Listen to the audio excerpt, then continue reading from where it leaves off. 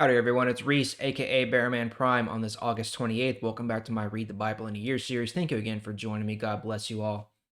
Card in the top right hand corner for the rest of the playlist, and please hit the like button, subscribe button, and notification bell. Sure do appreciate it.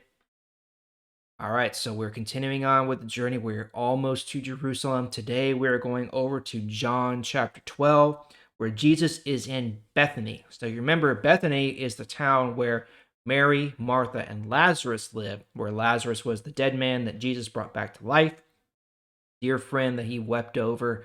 So Jesus has almost made it to Jerusalem. And today we're going to, revisit that family.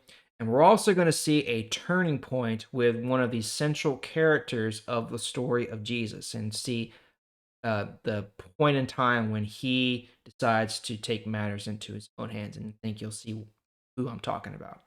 Let's go to John 12 and pick it up in verse 1. 6 days before the Passover festival, Jesus went to Bethany. That is where Lazarus lived, the man Jesus raised from death. There they had a dinner for Jesus.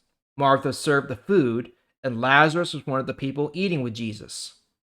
Mary brought in a pint of expensive perfume made of pure nard. She poured the perfume on Jesus' feet. Then she wiped his feet with her hair, and the sweet smell from the perfume filled the whole house. Judas Iscariot, one of Jesus' followers, was there, the one who would later hand Jesus over to his enemies. Judas said, "That perfume was worth a full year's pay. It should have been sold and the money should have been given to the poor people." But Judas did not really care about the poor. He said this because he was a thief.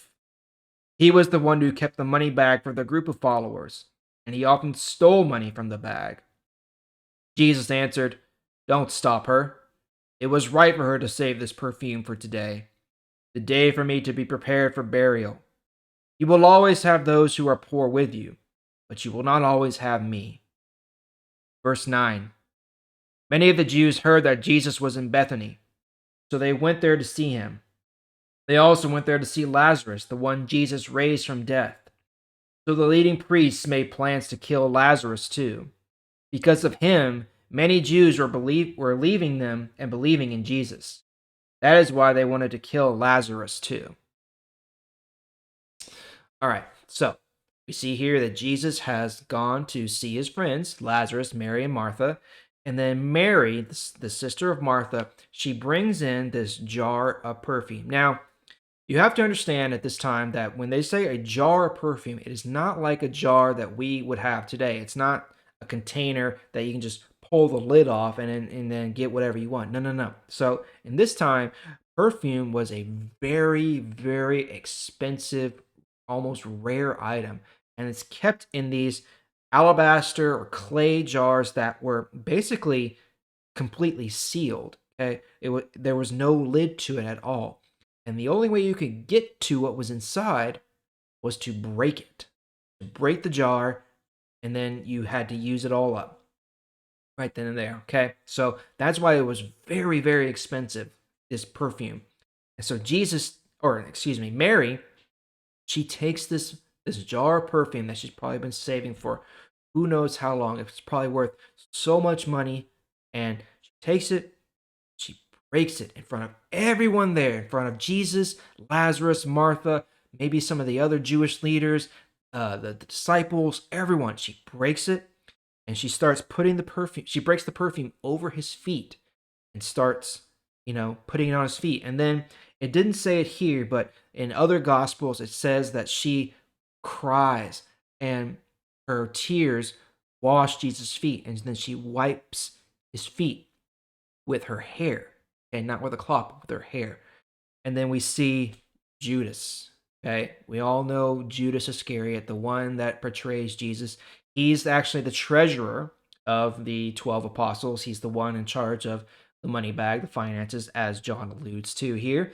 And it says that he was also a thief, that he would take some money off the top for himself. Okay, and he is just, surprised and shocked and actually kind of angry at Mary that why would you waste perfume like this?